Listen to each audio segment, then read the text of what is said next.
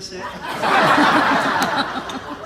None of that is true. I don't have time to go to his fucking office during the middle of the day. How about Sonia, guys? Another round.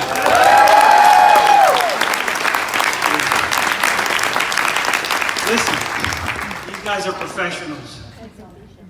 I am not. So let's see, who do we have here today? I see a lot more white people here today. Normally this is like an Indian thing. Who do we have here today? Wow. Where's Manu? Manu's right here. Huh? The Godfather, Manu. He's so old, that guy. Damn. They let you out of the nursing home. That's nice. Nice to see. Ketki actually let you out of the house. It's good to see. Does he even know where he is right now? Somebody's checked. I don't know. Most people don't know this, but Manu has recently been diagnosed with Alzheimer's disease. So, those of you who don't know what that is, it's erectile dysfunction, but you just don't remember. So I'm not sure. I told you it was going to work.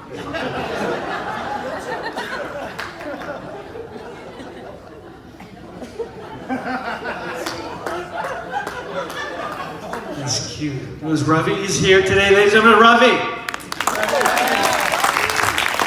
There's no reason to clap. He basically called me up a couple of months ago. He's like, "Hey man, I want to do another comedy night." I'm like, "You sure? This is like the third fucking time I'm up here, man. This is fucking bullshit. I can't keep coming up with a new routine every fucking time. I don't have fucking time for this shit.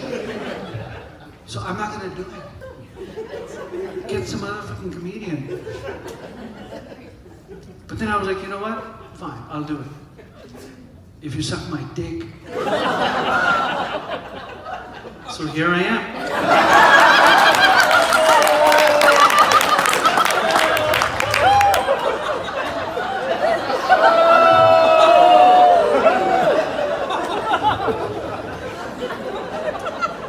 See, who else is here? That's cute. You guys together? You guys married or something? Huh? Really? So you're like husband and husband?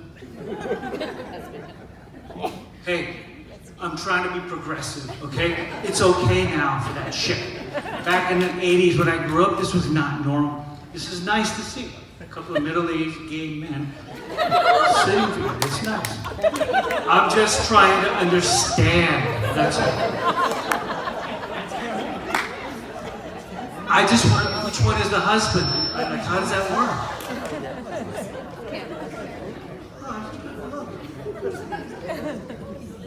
Which one of you is the quarterback? That's what I'm trying to know. And who's the wide receiver?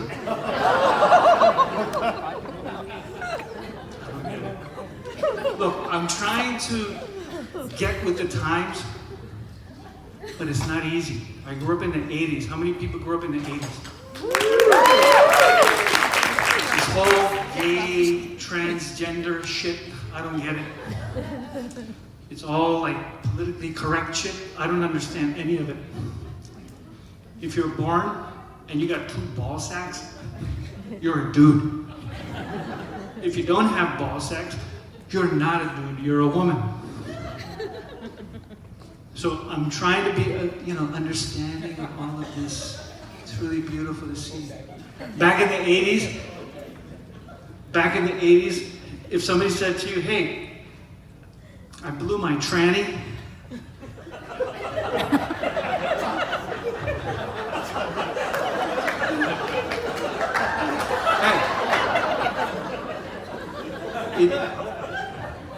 it meant something was wrong with your car.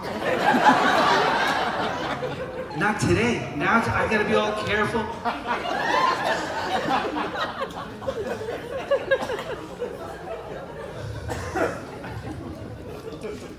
Bullshit, 80s, man. Those were the good old days. Aerosmith. Who remembers Aerosmith? Dude looks like a lady. Remember that song? Remember that? He can't sing that today. He'd be in jail if he said that.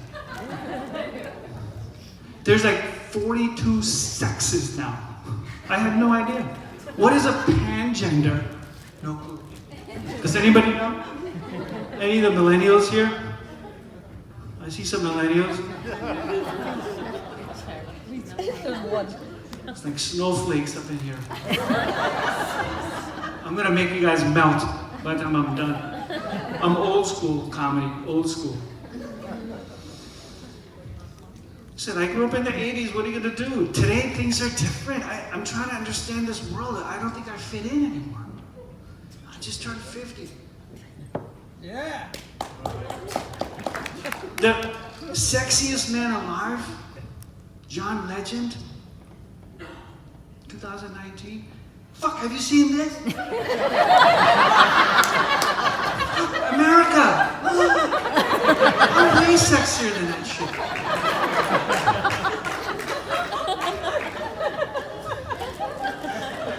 Give me a break. The female athlete of the year today has a penis. I don't get it. That's my point. It's a different world. But it's okay. I have to be really soft and gentle about it. But I can't. It's just my old school mentality. Right? We grew up in the 80s. Right? Yeah. My favorite cartoon back in the 80s, Woody Woodpecker. One bird, 3 dick names. But that was okay.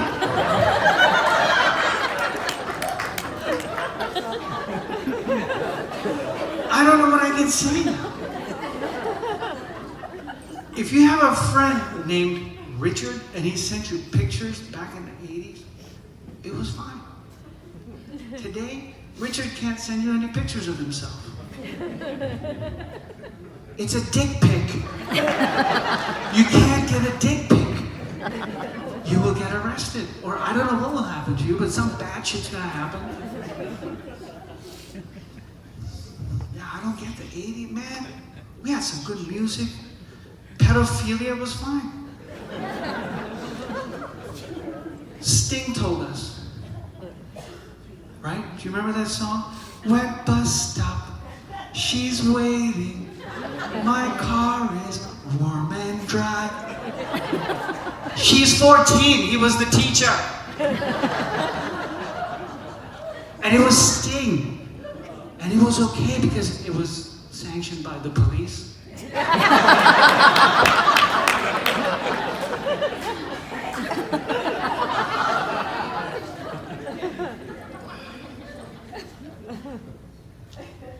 Those were the good old days, man, back in the 80s. You'd say whatever I wanted, do whatever I wanted. You guys have heard some of my stories. I know some of my jokes. Yes, I might repeat some of my jokes. You know what? Fuck you, I don't care. It's not like I do this every day like these guys do. What else in the 80s? What else did we do in the 80s? So yeah, look, when I was in college, I started doing stand-up comedy. Because I know there's a lot of people who are like, why is there a plastic surgeon up here doing stand-up comedy? I was a stand-up comic well before I became a plastic surgeon, so I'm just kind of kicking it back to the old roots. And I tell this story, but none of you guys believe me. But it's true. I did. I used to open up, and I used to do stand-up comedy in New York City when I was in college, and I came across some famous comedians back then. They were just comics. Adam Sandler, Ray Romano, Mike Sweeney. They all eventually went on to become, famous comics. But nobody believes me. It's true, fuckers. Like, why don't you ever take a picture with him? How come you don't have any pictures to prove it? Oh, we didn't have fucking phones back then. Everybody walk around with a phone, everybody selfie shit, selfie, everything. There's no selfie back in the 80s. The only selfie that I knew about involved the use of my right hand.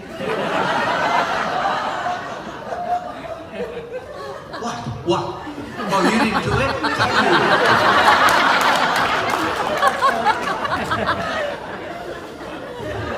it? We had same shit, different terminology. That's a group shot was when I used both my hands.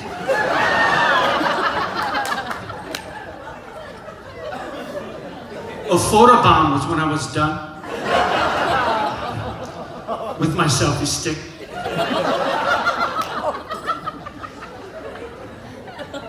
It's true. We did it. Just different terminology, that's all. And then I had to make that hard, decision to go to medical school or become a stand-up comedian. I chose wrong. Fuck. Look at Adam Sandler, man. I used to see him all the time in New York. Fuck. Did I make the wrong decision? I went to medical school. It's not an easy thing to convince your Indian immigrant dad that you want to go be a stand-up comic. No way! That's when he said, nope, I will kill you. I'm like, Dad, what? He's like a typical Indian dad, And I was like the rebellious one in my house. Like I didn't do the same shit anybody else did. I try to do shit differently just to piss off my dad sometimes. No, medical school. You're going to medical school. You're not going to fucking be a comedian. Okay? I didn't come all the way here for you to be a stand-up comic, okay? I'm like, what? So I went to medical school. What are you gonna do?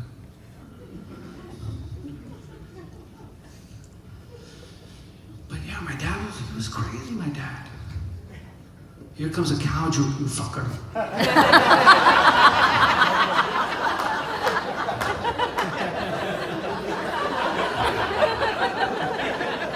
It's coming. Get ready for it. 3 times I'm gonna do it. Now I'm gonna fuck. No, my dad was crazy. He taught us all kinds of shit. Some shit was good, some shit was bad. He was kind of like this passive. You know how some dads are passive aggressive? My dad was passive violent. Like he was passive Bin Laden. There's nothing in between.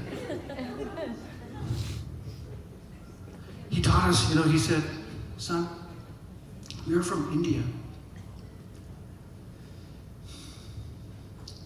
We cannot have sex before marriage. And we cannot eat beef. Cows are sacred. I said, fuck that. First thing I did when I got to college, I had sex. With a cow!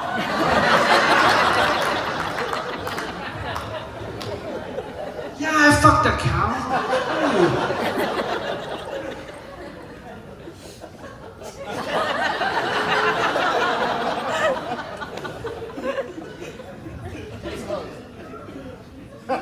If they have me back next year, I'm going to do it again.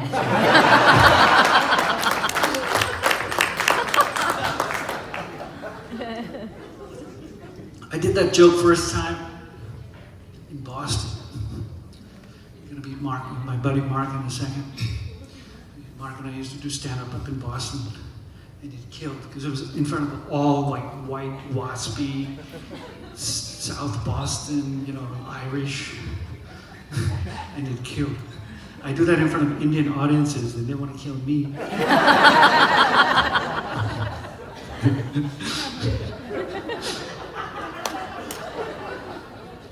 Shit, I'll probably go to hell for that, I don't know. But that was my dad, what are you gonna do, man? So I fucked a cow. By the way, don't do it. They fucking hit you like this.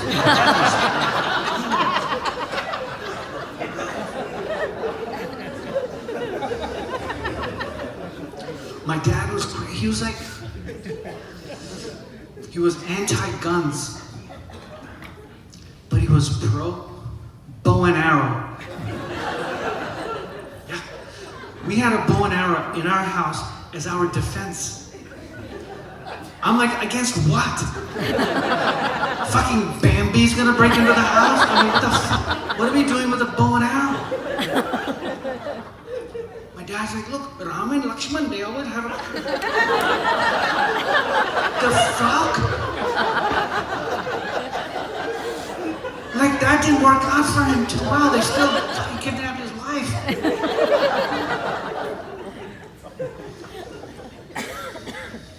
I was trying to get him to explain this whole bow and arrow business, but he's like, look, cowboys, they have guns. Indians have bows and arrows. Wrong Indians. I'm like, Dad, that's not us. You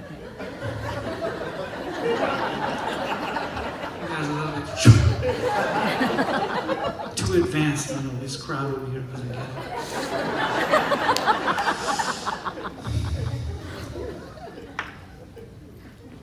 I know I bust on my dad a lot. I don't even, he may actually be here tonight. I don't know. I should bust on my mom too a little bit. My mom's that cute little Indian lady that you see everywhere. She's getting older, right? We all have our moms getting old. She's that, you know, she's got that baby walk. It's really weird. It's hard to see my mom aging, but yeah. But you guys have seen my mom. She's that little Indian lady that you will see at like an ice cream store. It's like a line of like 20 people. And she gets up there after all this waiting. And the guy goes, what would you like? What? Oh, I didn't know how to decide now. That's a really good thing. Oh, 20 minutes for me. I gotta figure out what. And she'd be like, can I just taste your vanilla?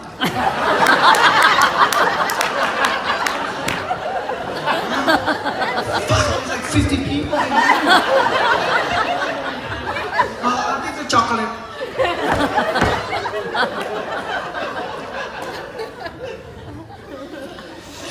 She's the one that, if you go to like a temple, like an Indian temple, why is she here again? Ravi. That's like my mom right there, Manjuan. She's known me since I was a kid. She's gonna heckle me again tonight. Are you gonna heckle me again tonight? She heckled me last time. But my mom's the one that goes into the front of the temple now. You guys have seen her, right? She thinks she's like the VIP of every temple that she walks into. Because she's so religious now. She prays like for everything, that, like if one of my kids will fart, she's like, I'm like, wow, it's okay. She prays like every 10 steps, like we go somewhere, she's like, so I'm like, Mom, what are you praying for? Like, what are you saying? She's like, translation. Thank you for letting me take the last 10 steps without falling and dying. Thank you for letting me stop taking the steps without falling and dying. That's what she does.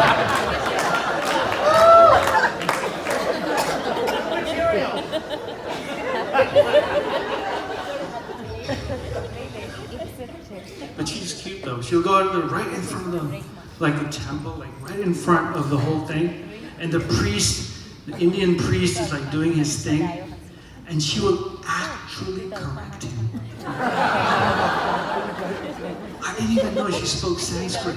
She didn't even graduate high school. But the Panditji is like doing his shit. My mom like, no, hold up. It is wrong. And I'm like, how did you even know? I don't fucking speak Sanskrit.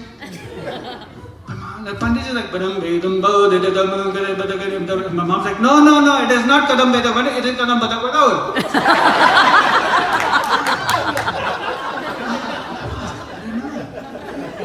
The Pandit's getting all pissed off at her. And then we get thrown out.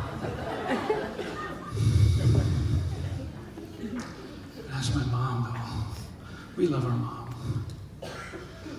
So you guys know I'm a plastic surgeon, right? Everybody here knows by daytime. Those are my patients. Staff. They get this shit in the operating room every day. All my funny shit. But I'm still a doctor, okay, you fuckers?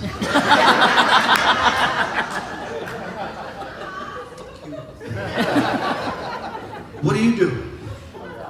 Oh, cardiology. Oh, okay. Cardiology, the only specialty where you're treating an organ of the human body that you've neither seen nor touched. That's what these guys do. They've never seen a heart. Have you actually touched a heart? No, because you do everything from fucking out here. Give me a break, cardiology. They walk around like, cardiology, we save lives. When they fuck up, the patient is dead. When I fuck up, the patient keeps coming back. That's the difference.